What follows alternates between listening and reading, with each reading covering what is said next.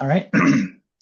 Welcome, and thank you again for joining me today. I am Cameron, founder of For I Books, where a space where we explore stories that shape how we see the world, often through place, memory, and culture. Today, we're talking with author José Vadi about his story Downriver, November 1949, which appears in Sacramento Noir, part of Akashic Books' acclaimed noir series. This series spans cities and regions around the world, pairing fiction with real locations and lived histories. This interview is part of our Sacramento Noir celebration, a special feature exploring how authors bring Sacramento's layered past to life through fiction. I'm excited to have Jose here today to talk about the inspirations behind the story, its connections to the city, and the emotional undercurrents throughout the work. To start us off, can you introduce yourself and share a little bit about your story? Yeah, for sure. Thanks for having me, and thanks for hosting so many of us from the collection. My name is José Vadi. I'm a relative newcomer to Sacramento. I just moved here in 2021. Um, I'm originally from the San Gabriel Valley, city of Pomona, basically on the fringes of Los Angeles County, the gateway between San Gabriel Valley and the Inland Empire. Spent a lot of my time there and a lot of my time in the Bay Area in Oakland and Berkeley specifically before moving up to Sacramento. Um, I'm predominantly a essayist and a poet by writing nature, I guess you could say. Mhm. But I've also written plays and have experimented with fiction before, which led to Sacramento Noir being an opportunity to kind of reconnect with a fictional narrative opportunity. And I just really dived into just being able to time warp through this essay and I think the noir angle and the kind of I don't want to say boundary, but formal considerations of noir Mhm. really helped kickstart and shape the narrative I told, which is called Downriver, 1949. It takes place on it's a fictional story that takes place on the last night of a jazz bar that did exist in Sacramento on the Capitol, or what is now the Capitol, uh, in the 40s called the Zanzibar. Um, yeah, so that's a little bit about myself and the story. Thank you. Yeah, I love the when the authors pick like their real locations, and was looking up the history of Zanzibar and the location, and I was trying to look up as much as I could. Like I just love it. So let's talk about that. That's a good transition. Let's talk about setting. So this story is deeply rooted in Sacramento's West End and Tower Bridge area. What drew you to that space? Was it grounded in research, memory, blend of both? Like why'd you pick that location? Sure. I mean, I think when it comes to uh, just visually, Sacramento is very much introduced by, in my opinion, as a newcomer, two things: the Tower Bridge and the Capitol itself. Those are like the two kind of structures that are first, identity, introducing you to the city. But by way of that, immediately you're being introduced to the rivers and the and understanding which one is more lethal than the other. A lot of Uh, folks from the Central Valley period, from here to Fresno to Bakersfield, everyone has a relationship to their kind of river, slash body of water that mm, coming from me, growing up inland but close to Southern California's beaches and the Bay Area, which is not so swimmer friendly for various reasons, right? mhm, Uh, mhm, and a little more visually terrifying at times, right? mhm, Uh, you know, uh, Juxtaposing that and versus with my background and those are the kind of things that drew me to those sites. But I mhm, think for the story, um, again, when I first moved to Sacramento, I went to this exhibit at the California Museum that was all about the Green Book, which for African Americans during kind of pre-Civil Rights Act era and during segregation, the Green Book was their tailor-made guide to accessing social clubs, nightclubs, restaurants that were kind or friendly to Black Americans, if not owned by Black Americans. Um, and part of that exhibit showcased where it intersected with Sacramento's history and the nightlife, notably the Zanzibar Club, which was, the building was originally owned by Japanese American folks, and then post-internment led to African American folks owning it before it shuttered in 1949.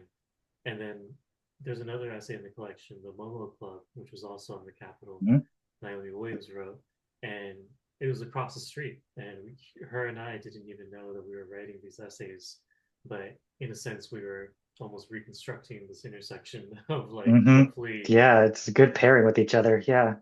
yeah. So that's roughly like Sixth and Capitol, I believe, today. Hmm. But that's what led me to it, was just like the curiosity of that immediate warning you get from citizens here of like the river. And then Hmm. this museum exhibit that showcased photos of the Zanzibar and just how cool it looked and how much Hmm. I could see myself, wanting to be at a club like that. Hmm. Absolutely. Yeah, that's a good connection with Naomi's story. They're like right across the street and like yeah, right on Capitol, like the three like intersections of like the Zanzibar and then the Tower Bridge, and it's all like a good representation of Sacramento. Um, so switching up a little bit to talking about structure. Um, this you pick like three different perspectives of this story. Did you always kind of envision it that way, or is it kind of something that got evolved over time? Yeah, I didn't initially think it was going to be this three character story. It originally started with um, the dealer who introduces us to the Zanzibar and this whole scheme that's afoot or that's kind of falling apart that he and another person are a part of. He kind of sets the scene and kind of sets the stakes, and his voice is very much kind of drenched in this leaning into stereotypical noir, Mhm. constraints and this very sultry, romantic language. Knowing that the stakes are against him, that the gig is proverbially up, but that he has to do something drastic and it has to happen soon. So it was fun, really exploring that character, and but by way of that, he starts referencing these other people and uh, integrating them into this very hard voice, for lack of a better term, that I was developing. Is very much a narrative meets monologue that this Mm. character embodied.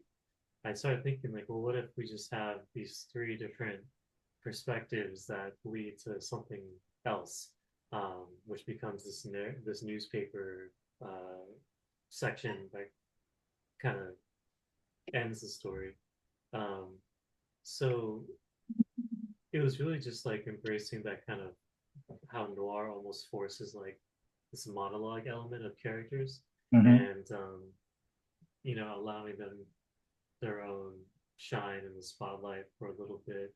Um, and then, wrapping it up with something totally detached, both narrative and, this kind of objective voice of a newspaper recalling how these characters all kind of collide together. Um, but it originally started with the dealer and leaning into his voice, the scene, and then who within that scene is going to be along with him for this ride. Yeah, it reminded me much of like you've got that gritty noir voice. Like it was like very real, very gritty. Um, but it reminded me of like, well, without spoiling the ending, when you're talking about the newspapers, reminded me very much of like the postman who always rings twice, kind of like that detached storytelling. And they know what happened, may not, but it's just, you're just along for the ride as well. Mm-hmm. So I really enjoyed that part of your storytelling. Yeah, thank you. The Yeah, you hit on this a little bit talking about the river a little bit earlier and kind of as a character. Um, what does the river represent to you in this story, and how do you tend to approach it in the work? So that's kind of a big feature. Yeah, I mean it was something uniquely Sacramento. I feel like it's the most of the rivers. I think in California, it's one of the most visualized, or the one that's most Mm, kind of um, that we have almost the most access to in a sense. I mean, Lake Merritt mm, being this man-made construct in Oakland mm, that I was very much enamored with. It was amazing after spending, 14 years in Oakland, and like coming to this place where these rivers are just so much uh, absolutely divide the city, absolutely mm, kind of unite different parts of the city. Um, it really shapes a lot of the whether it's the interstates or highways or the bike trails. So much of it is predicated on just the rivers and the history of Sacramento itself, right? It is absolutely a part of that. Um, but also, that kind of foreshadowing, of the danger of the river was huge. One mm, thing, I think it was within the first 6 months of living here, and I wrote about this in a zine that local journalist Chris Macias put out at the Shady Lady last year. It was about going to Power Inn Skate Park, which is right next to Granite Park on the east edge of town, mm, and in the hot, days of summer, and seeing this shrine for a skater who had actually passed away, trying to save someone else from falling, who had fallen into the river, and it was like this immediate um, kind of ability to, you know, figuratively and almost literally touch, people who are affected by this thing that I initially heard as a warning, like, mm, and so, you know, uh, the cautionary sense of the river was always there. Um, and so, but also leaning into that high stakes nature of noir meets the Sacramento River and using it as like public transportation, mm, almost like riffing or ribbing the lack thereof in Sacramento at times. It's like it was a fun idea of like how do you turn the river into like a stagecoach, or like how do you turn it into train hopping, like how mm, can this guy get out of here in as dramatic a way as possible. And anyone that knows Sacramento knows that engaging with the river like that is a death wish. So mm. Yeah. And then and the coincidence of having this, talking today after the 3 day weekend of Memorial Day where everyone was out on the river, um, just by sure. pure coincidence. Yeah, it's like, and they're always hearing it, hearing stories every year of, you know, people are drunk or people are falling off boats, just caution to the wind in these hot Sacramento summers. Um, but that's interesting because the story extends all the way down to in the Delta, and I was it did you feature Ileton or somewhere down there? Yeah, yeah, yeah. We were there not too long ago. Actually, I have family who kind of grew up in the Lock Oh yeah. in that area. Yeah, my grandma on my mom's side and her family members grew up in Lock and Walnut Creek. So that area when always has a special place. Absolutely. It's like and those communities down there are very small and very tight. Definitely. Definitely. Um, speaking of characters and community, um, your character Brass Hips was one of the characters that stood out for me in the collection. She holds space in just a like quiet, powerful way. How did you approach her character arc? What does she represent emotionally or thematically? I copied that twice. So like, tell me about her character.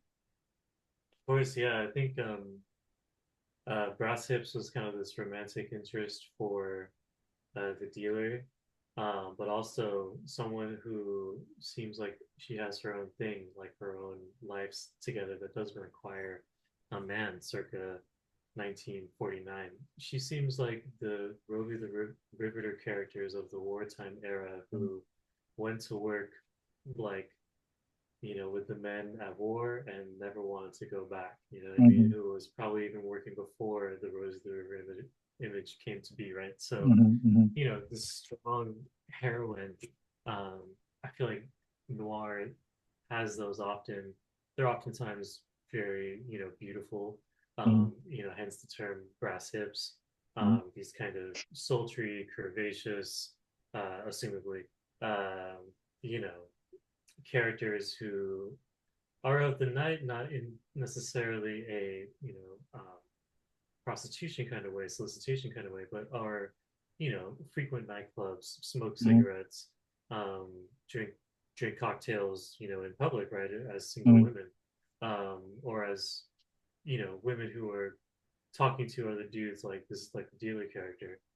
And so it's, you know, for someone like myself who predominantly writes nonfiction, it was really interesting to write in the first person of a woman, period, let alone someone of this era and of this kind of nightlife subculture where they're aware that this person's romantic interest might be doing some dirty stuff, much like everyone in this industry. And so, you know, creating some gray areas where you wonder, well, how did this character come into this family inheritance in Isleton? And Hmm. you know, reflecting some of the patriarchal norms in that she doesn't live there alone. She lives there with Hmm.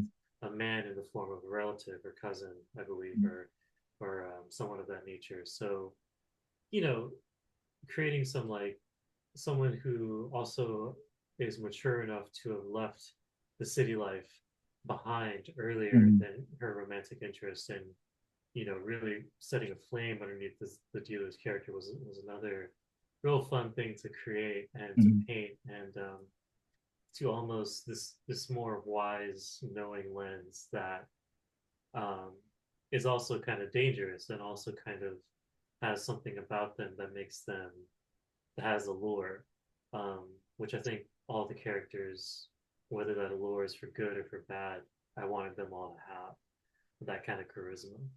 um, Like the river.